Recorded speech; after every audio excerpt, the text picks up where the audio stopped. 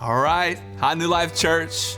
Pastor Chad, so glad that you're able to join us on these Book of Mark devotionals. We are continuing the Book of Mark chapter 14, and we're going to be looking at verses 43 through 65. Let's go to the Word. Go ahead and grab your pen, grab your notes, and let's take some notes down as we read together.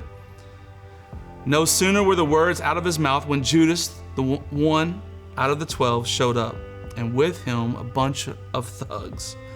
This is the Message version, by the way. Don't you just love the paraphrase? All right. Sent by the high priest, religion scholars, and leaders, brandishing swords and clubs. The betrayer had worked out a signal with them. The one I kiss, that's the one, seize him. Make sure he doesn't get away. He went straight to Jesus and said, Rabbi, and he kissed him.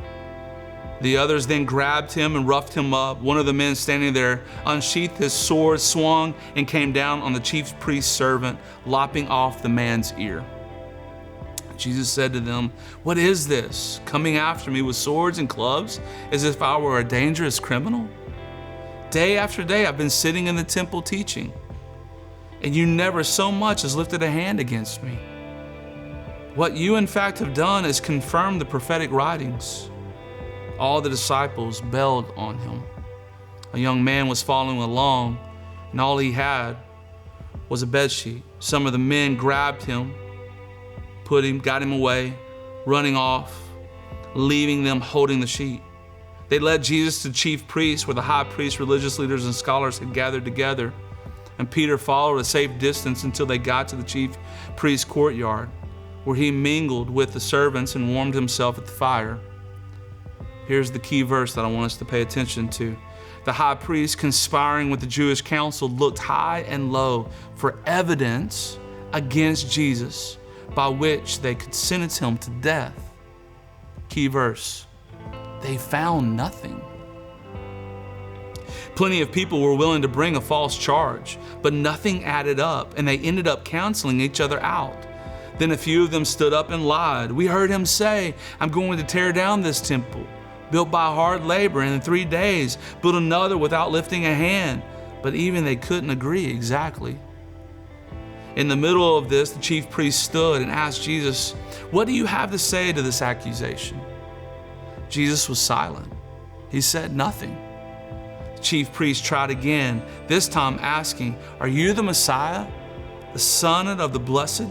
Jesus said, Yes, I am, and you'll see it yourself. The Son of Man seated at the right hand of the Mighty One, arriving on the clouds of heaven. Verse 63, the chief priest lost his temper. Ripping his clothes, he yelled, Did you hear that?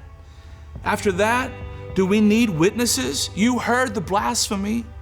Are you going to stand for it? They condemned him, one and all. The sentence? Death.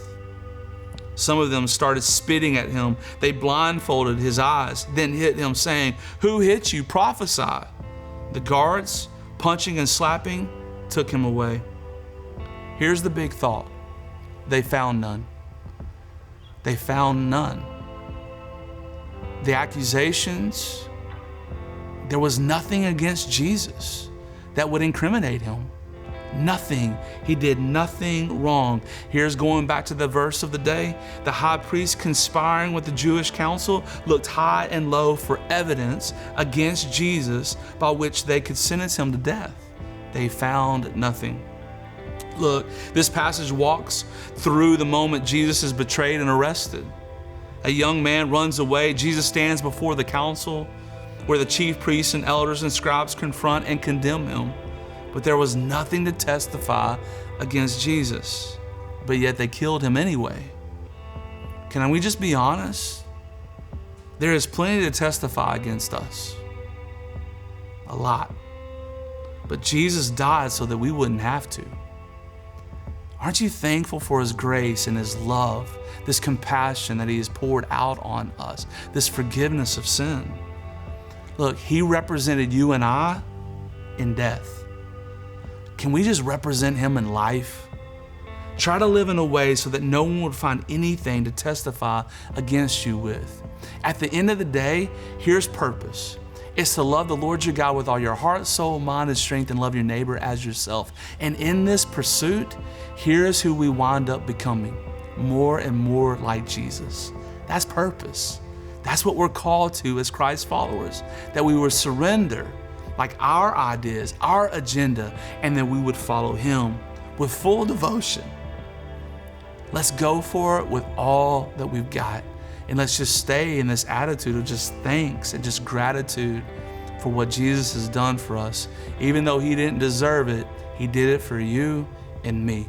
Hey, thank you again for leaning in and learning from the book of Mark together. I've enjoyed doing this with you. Have a great day, and God bless.